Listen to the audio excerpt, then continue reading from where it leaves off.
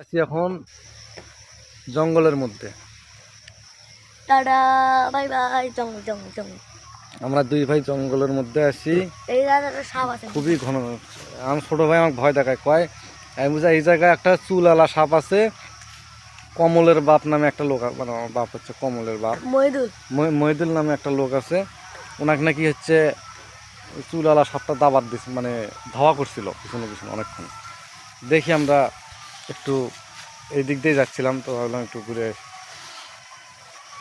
প্রচন্ড জঙ্গল, এর থেকেও বেশি ঘন জঙ্গলে যে ওইটা জঙ্গলে ফুলটা।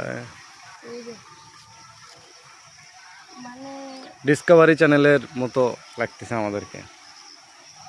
সামনে ডিসকভারি চ্যানেলে তো চলাচল করা যায়, এই যে এদিক দিয়ে যদি আমি যেতে চাই সম্ভব?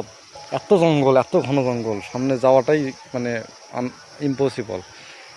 তো এই যে তেলাকসুর ফুলটা দেখাইলাম, খুব ভালো লাগে এই ফুলটা। এটা কানে দি। আমি চিনি না, আমি চিনি না। আচ্ছা, এখানে তেলাকুচা, এই যে দেখি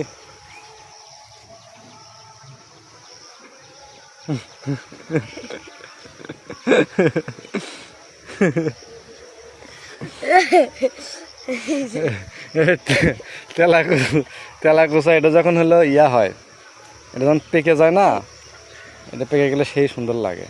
আর এটার অনেক ওষুধি গুণাগুণ আছে, আমি ভুলে গেছি, ইউটিউবে দেখছিলাম। হে ফাহিম, আমার তো ভুলেই গেছি, এটা কাজ করা লাগতো রে, মনে নেই এখন, আর সময় নেই, আমি তো চলে যাব।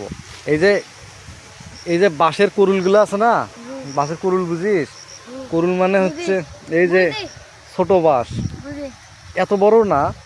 ওই যে এখানে একটা আছে, আমি দেখাচ্ছি। এই যে এই বাঁশের যে চারাটা, ছোট চারা, এই বাঁশগুলো রান্না করলে সেই লাগে।